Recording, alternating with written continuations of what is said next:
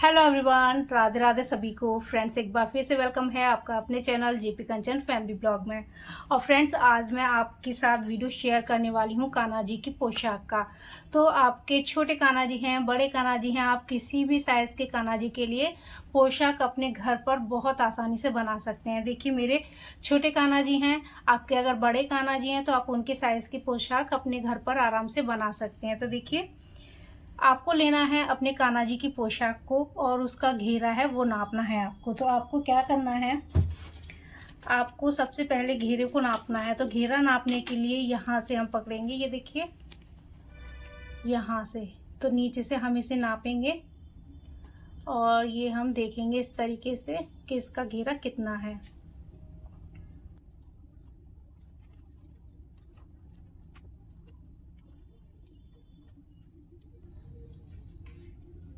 ये देखिए, इसका घेरा जो है 22 इंच का है। तो 22 इंच में हम केवल आधा इंच प्लस करेंगे, तो 22.5 इंच लेंगे इसकी लंबाई। और चौड़ाई हमें कितनी लेनी है, चौड़ाई ये देखिए, इसका जो ये यहाँ चोली अटैच हो रही है, चोली जो अटैच हो रही है उसके नीचे से यहाँ हमें इसे नापना है इस तरह। देखिए, यहाँ से ये जो स्टिच लाइन है इसको छोड़ते हुए यहाँ से हमें मेज़र करना है, यहाँ से हमें इंची टेप को रखना है और ये जो लास्ट आ रहा है वहाँ तक हमें नापना है। तो ये आ रहा है देखिए 2.5 इंच। अब 2.5 इंच में हमें हाफ इंच प्लस करना है, तो हम हाफ इंच प्लस करेंगे तो यहाँ हो जाएगा 3 इंच। तो 22.5 बाय 3 इंच का हमें जो ये घेरे के लिए है पीस तैयार करना है। अब इसकी चोली का मेज़रमेंट हमें कैसे लेना है, यहाँ जो चोली है उसको यहाँ जहाँ ये स्टिच लाइन है वहाँ से नापना है इस तरीके से, और नापते हुए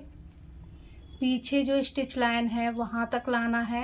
ये देखिए, तो इस तरीके से आप नापेंगे तो यहाँ सिलाई ये आ रहा है 3 इंच।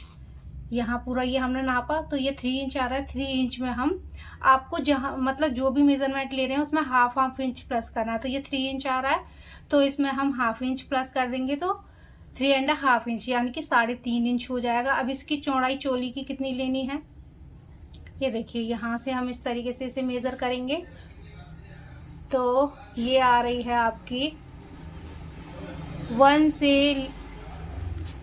1 इंच में 2 पॉइंट ज़्यादा आ रहा है, तो हमें हाफ इंच इसमें प्लस लेना है। तो हाफ इंच आप इसमें प्लस कर लीजिए और इसका भी मेज़रमेंट इसी के अकॉर्डिंग आपको लेना है। तो सारा मैंने आपको बता दिया किस तरीके से आपको जो इसका नाप है वो लेना है। तो आपकी पोशाक बहुत जल्दी बनकर तैयार हो जाएगी। और घेरे में जैसे कि आपको प्रॉब्लम होती है प्लेट डालने में, तो प्लेट डालने में बिल्कुल भी प्रॉब्लम नहीं होगी। मैं बहुत इजी तरीका आपको बताऊंगी और आज सभी का फास्ट होगा। और ये जो पोशाक है मैं अभी बना रही हूँ रात को, तो मुझे अपने कान्हा जी को पहनानी है। तो चलिए बनाते हैं किस तरीके से बनाना है इसे। फ्रेंड्स, देखिए, इसका जो घेरा है अभी मैंने आपको बताया कैसे मेज़रमेंट लेना है, तो फिर भी मैं आपको बता देती हूँ। 22.5 बाय 3 इंच का मैंने ये घेरे के लिए एक पट्टी ली है। ये मैंने अस्तर की पट्टी ली है, आप किसी भी फैब्रिक की ले सकते हैं। और मेन फैब्रिक के लिए ये देखिए मैंने फैब्रिक लिया है, तो मैंने जो मेन फैब्रिक है वो अस्तर से थोड़ा सा बड़ा लिया है, एक्स्ट्रा लिया है, जिसपे हमने मेन कटिंग की है अस्तर पे, उससे जो मेन फैब्रिक है वो मैंने थोड़ा सा एक्स्ट्रा ले लिया है, जिससे कि हमें जब सिलाई करेंगे हम तो प्रॉब्लम नहीं होगी। तो बस इसको मैंने ये देखिए फैब्रिक के ऊपर रख लिया और पिनअप कर लिया। अब पिनअप करने के बाद मैं इसमें एक लेस भी लगाने वाली हूँ। तो ये देखिए इस तरीके से इसका डिज़ाइन है। तो इसका जो ये कमूरे वाला साइड है वो बाहर आएगा, तो हम इसमें सिलाई लगाएंगे। तो जो कमूरे वाला साइड है पहले हम इसे अंदर करेंगे। देखिए, अस्तर और जो मेन फैब्रिक है उसके बीचों बीच में हमें इस तरीके से इसको रखना है।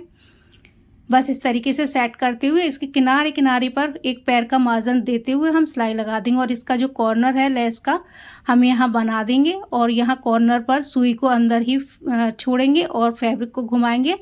और इस तरीके से पूरे में हम यहाँ अस्तर को, मेन फैब्रिक को और लेस को अटैच कर लेंगे। तो यहाँ भी घुमाते हुए और इसका कॉर्नर बनाते हुए हमने लेस को इसमें स्टिच कर लिया। अब स्टिच करने के बाद में जो पिन्स हैं उन्हें हम निकाल देंगे। निकालने के बाद में यहाँ जो एक्स्ट्रा फैब्रिक था उसे हम कट कर देंगे। तो ये देखिए यहाँ मैंने एक्स्ट्रा फैब्रिक कट कर दिया। और जो मैंने आपको मेज़रमेंट बताया है इसमें, तो ये 0 से लेके 2 नंबर के ठाकुर जी के लिए पोशाक आराम से बन जाती है। तो ये वाला जो मेज़रमेंट है, इस मेज़रमेंट से आप अपने ठाकुर जी के लिए 0 से 2 नंबर के ठाकुर जी हैं अगर आपके, तो आप इसी मेज़रमेंट से बनाएंगे तो परफेक्ट बैठेगी। तो ये देखिए इस पे मैंने जो दाब सिलाई है वो भी लगा लिया। अब ऊपर की साइड भी हम एक सिलाई लगा लेंगे। तो यहाँ 1 पैर का मार्जिन देते हुए हम यहाँ सिलाई लगा लेंगे। ये देखिए मैंने सिलाई लगा ली। और जो थोड़ा सा एक्स्ट्रा फैब्रिक यहाँ भी निकला है, इसे भी मैंने कट करके निकाल दिया। तो ये नीचे का घेरा हमारा तैयार हो गया। अब इसमें प्लेट्स कैसे डालनी है वो अभी मैं बताऊंगी आपको, लेकिन इससे पहले हम जो चोली के पार्ट हैं उसे तैयार कर लेंगे। ये देखिए जो चोली है ये भी हमें तैयार करनी है। तो यहाँ देखिए 2 इंच से 2 पॉइंट कम यहाँ मैंने इसकी चौड़ाई ली है और यहाँ इसकी जो लंबाई है 3.5 इंच है। और ये देखिए जो मेन फैब्रिक है उसके ऊपर मैंने अस्तर के पीस को रख दिया। मेन फैब्रिक मैंने एक्स्ट्रा ही लिए हैं, बाद में हम कट कर देंगे इन्हें। और जो लेस है वो मैं केवल बाजुओं पर लगाने वाली हूँ, गले पर नहीं लगाने वाली हूँ। आप चाहो तो गले पर भी लगा सकते हो।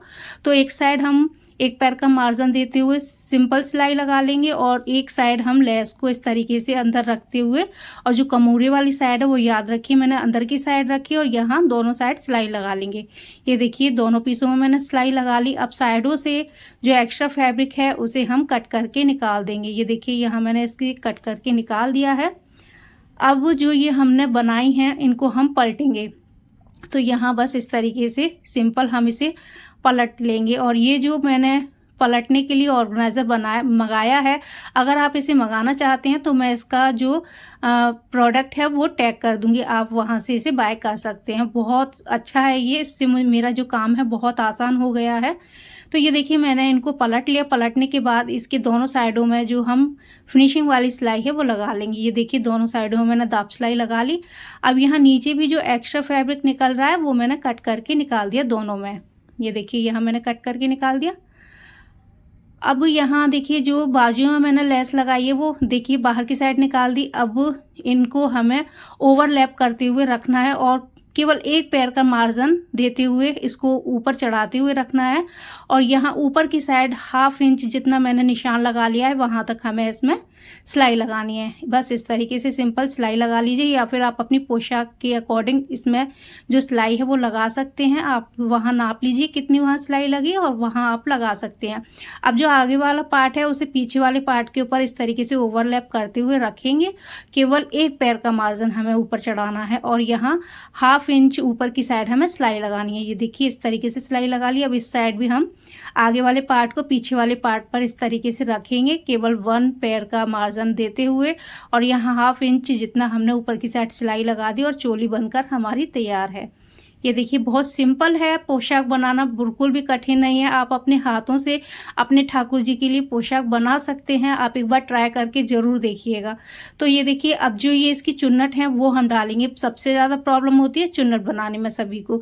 तो आपको कुछ भी नहीं करना है, आपको सुई धागा लेना है और जो ऊपर की साइड हमने 1 पैर का मार्जिन लेते हुए सिलाई लगाई थी बस वहीं उसी के ऊपर हमें यहाँ चुन्नट सुई धागे की मदद से यहाँ लगा देनी है। ये देखिए बस सिंपल आपको बखिए जैसे भरते जाने हैं।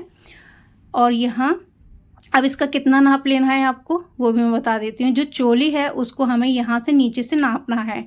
तो जितना भी इसका मेजरमेंट बैठेगा उतना ही आपको घेरे का मेजरमेंट लेना है। तो यहाँ इसका 3.5 इंच बैठ रहा है। आपका कम भी हो सकता है थोड़ा सा और थोड़ा सा ज़्यादा भी हो सकता है। तो बस यहाँ इस तरीके से इसका भी नाप हमें 3.5 इंच लेना है।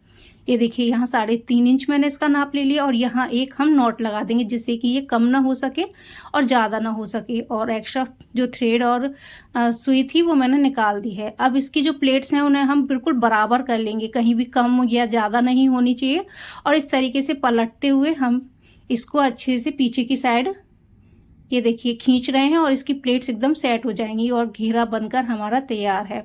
अब जो घेरा है और चोली ऐसे हम अटैच करेंगे। तो याद रखिएगा किनारे से दोनों को हमें इस तरीके से पकड़ते हुए सिलाई लगाना है और जो घेरा है और जो चोली है उसका सीधा वाला पार्ट अंदर की ही साइड होना चाहिए।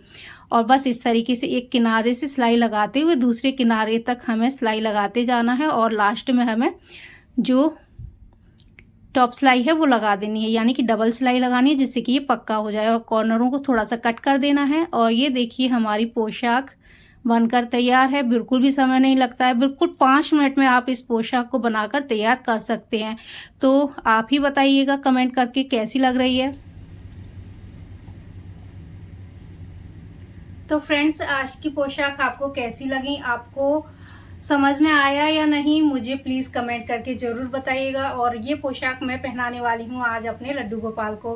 तो मेरे पास 2 हैं लड्डू गोपाल, एक मुझे किसी ने दिए थे। जो मेरे पुराने व्यूअर्स हैं उनको पता है कि एक गोपाल जी मेरे यहाँ कहाँ से आए थे, और एक गोपाल जी तो मुझे यहाँ मिले ही थे जब मैं आई थी शादी करके। तो ये देखिए, पोशाक बहुत सुंदर बनी हुई है, बिना प्लेट्स डाले हुए। आप इस तरीके से जो प्लेट्स हैं वो डाल सकते हैं, बिल्कुल भी आपको दिक्कत नहीं होगी, क्योंकि जिन लोगों को प्लेट्स डालना नहीं आता है तो उनकी प्लेट्स छोटी बड़ी हो जाती हैं, तो फिर वो बार बार खोलते हैं तो उनका टाइम वेस्ट होता है। तो इस तरीके से आप प्लेट्स डाल सकते हैं, और जितने बड़े आपके ठाकुर जी की पोशाक आपको बनानी है आप बना सकते हैं। तो आज का आइडिया अच्छा लगा होगा, अच्छा लगा हो तो प्लीज़ लाइक, वीडियो को ज़्यादा से ज़्यादा शेयर कीजिएगा, और प्लीज़ चैनल पर नहीं है तो प्लीज़ सब्सक्राइब कीजिएगा। तो चलिए फिर मिलती हूँ नेक्स्ट वीडियो में, तब तक के लिए जय श्री राधे कृष्णा, हैप्पी जन्माष्टमी।